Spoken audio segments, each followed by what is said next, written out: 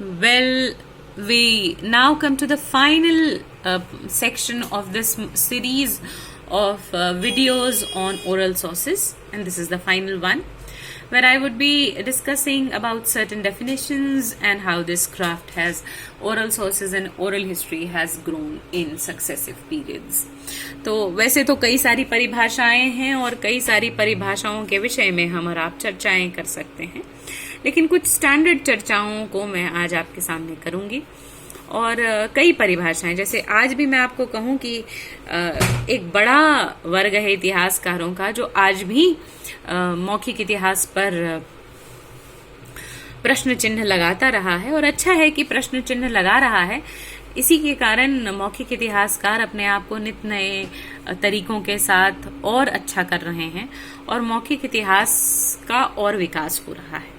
मैं ये बात मानती हूँ कि आप जितने आपके ऊपर आरोप लगाए जाएंगे, जितने आपको आपके गलत बातें दिखाई जाएंगी, आप उतना अपने में सुधार लाने की कोशिश करेंगे और उतना ही आप स्वस्थ होते जाएंगे, आप बेहतर होते जाएंगे।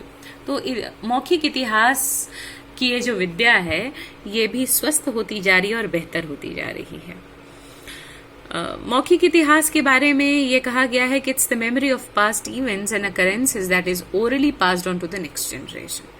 ये एक बहुत सीधा सा और बहुत सरल सा परिभाषा है। क्या है भाई मौखिक इतिहास लेखन?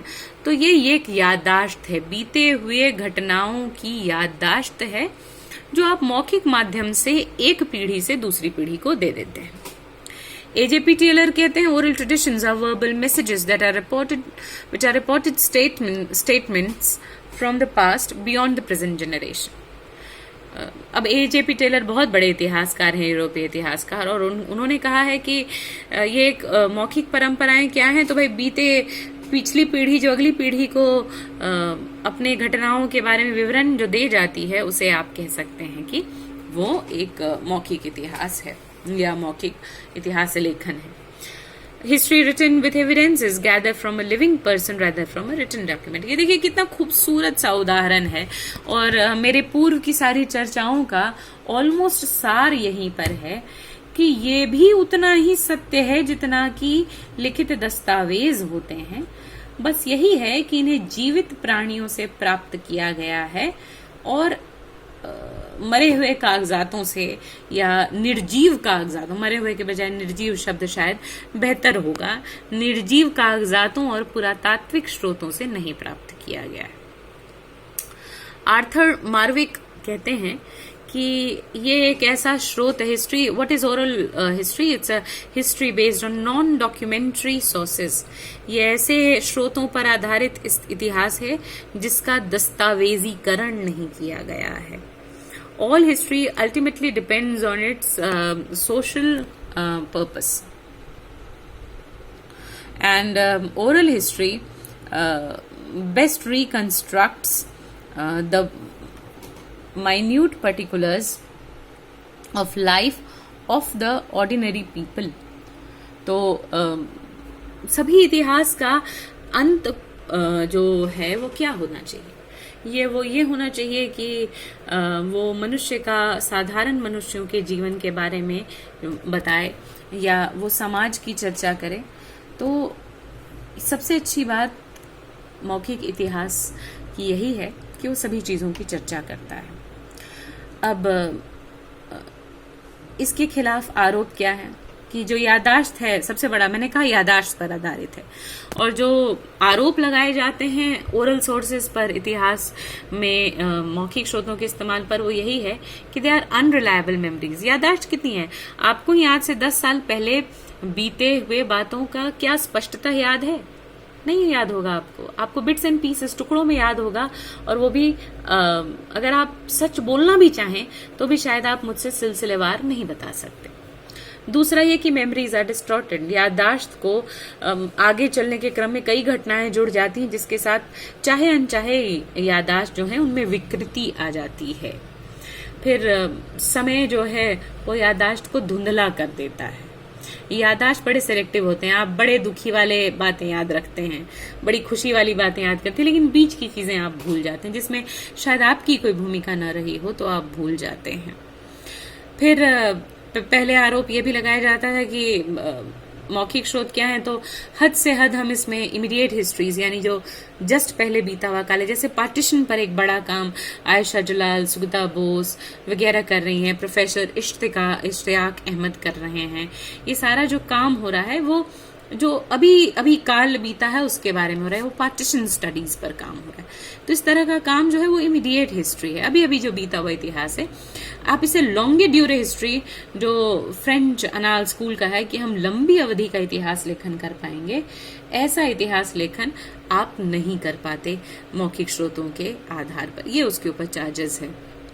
और फिर कई बार आप जानबूझकर, जैसे कि एंटोनियो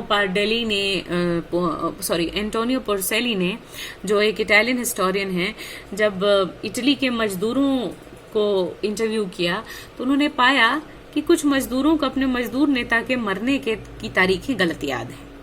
अब वे जानबूझकर गलत याद रख रहे थे या उन्हें गलत ही याद था, ये सारी बातें बताती हैं कि मौखिक स्रोतों में गलतियां होने की गुंजाइश बहुत ज्यादा है।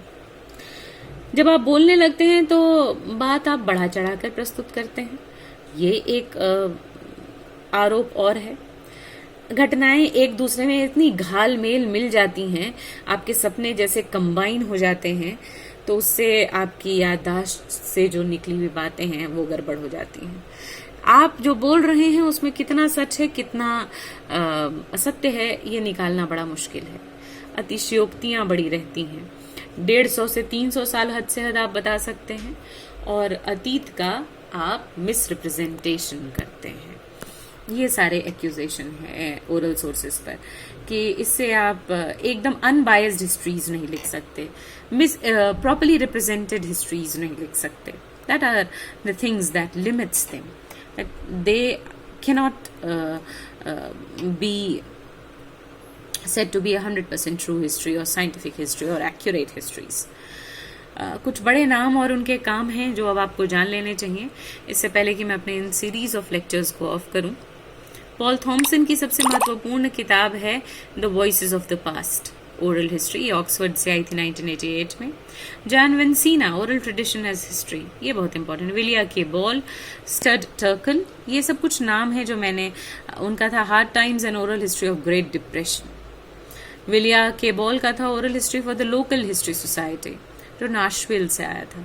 तो ये सब कुछ इम्पोर्टेंट किताब हैं जो ओरल हिस्ट्री पर लिखी गई, जिनकी रीडिंग्स, आप रीडिंग लिस्ट है ये आपके लिए, आप देख सकते हो। अगर आपका जर्नल्स में इंटरेस्ट है और आप ओरल हिस्ट्री जर्नल्स जाना चाहते हो तो there are journals of international journal of oral history review, oral history association of Australia journal, narrative inquiries, oral history, ये एक जर्नल का नाम ही है, oral history association newsletter, oral history and emotions. ये कुछ लीडिंग जर्नल्स हैं जो वर्ल्ड वाइड ओरल हिस्ट्री पर चलते हैं। अब अगर आप भारत में सिर्फ मास्टर्स करना चाहें या पीजी पीएचडी करना चाहें फोकलोर स्टडीज पर या ये गाथाओं पर या ये मौखिक स्रोतों पर, तो आप कहाँ से कर सकते हैं?